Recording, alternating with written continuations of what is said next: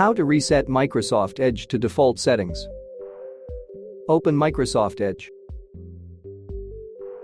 At the top right corner, click the ellipsis and click Settings.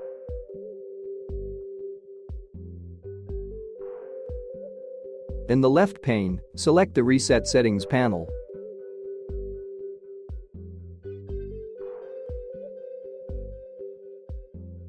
Click Restore settings to their default values.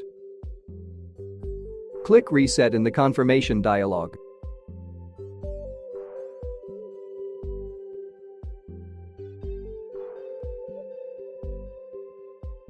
To keep your device running smoothly, avoid malware infections, and free up disk space, we recommend using Combo Cleaner.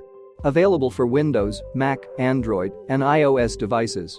Download and install it today at combocleaner.com. Grab our limited deal for Windows and Mac users.